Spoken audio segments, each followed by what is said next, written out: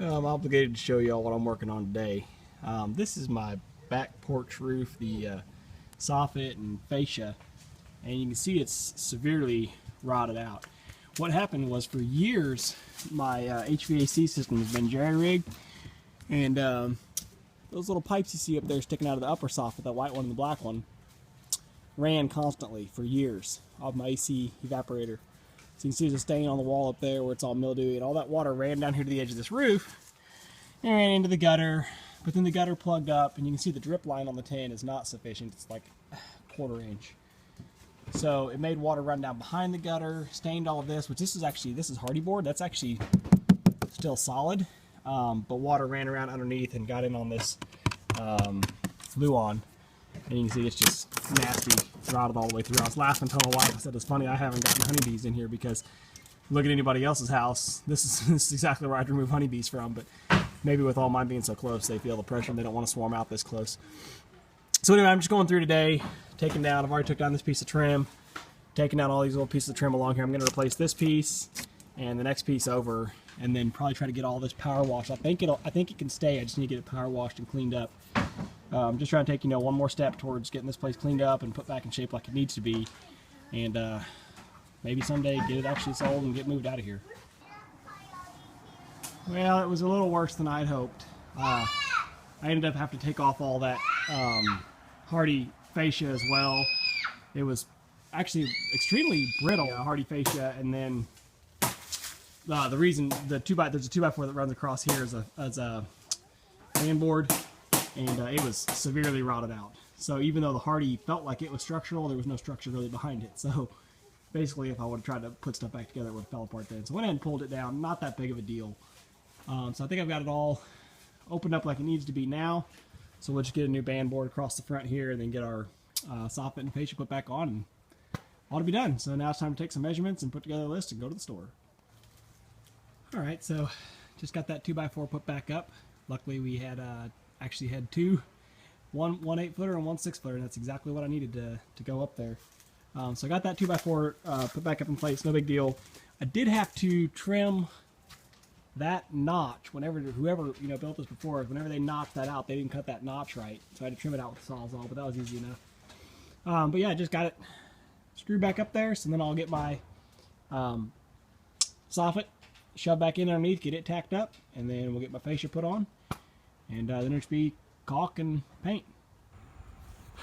Alright, well I finally got the rest of it on the soffit tacked in, and it wasn't too bad. I just had to go to the store and buy the materials, but man, working around this little odd corner here was pretty crazy, because the line here doesn't line up on the corner out here, so it wasn't just as simple as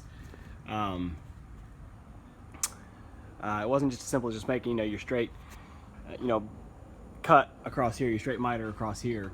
So I had to actually notch in around that corner and then come over, and out here I had to also notch around this corner, so I had to figure out all those angles, which just use a sliding T-bevel, no big deal, but kind of a pain. It looks really crappy right now, but it'll all get trimmed in and it'll be okay. This little corner up here, I'll have to put some caulk in that to fill that properly and then make it look smooth. But anyway, got the hardest part of working upside down done. So now I'll get my fascia put on there, and then we'll caulk it and paint it. Well, trim it, caulk it, paint it. All right, and there's our fascia board up. I don't know, it took maybe an hour worth of up and down the ladder and back and forth, and making all the cuts and measurements. You can see I've got a little bit of a crack there. It'll fill in with caulk just fine. But it was a little tough, because on that end, the prior people, the height is about 10.5 inches, and by the time you get down to here, it's only 9 3/4. So and I'm not really sure how they did that, because it should be the same all the way across. But anyway, I had to then match that slope, but of course it's a 14-foot span, and I've got a 12-footer and 2-foot, so I ended up cutting this one at about 8 feet, and then doing the calculation to figure out that was 10.5 to 10 to 9 3/4, basically, to try to match that slope as best I could. But not bad, looks all right. It's all nailed up nice and tight. So I've got to try to find what I've got for some trim. I don't have any of the hardy trim, the 1x4. be stupid to have to go buy a 12-foot stick of that just to match that one piece, but I guess I can do it.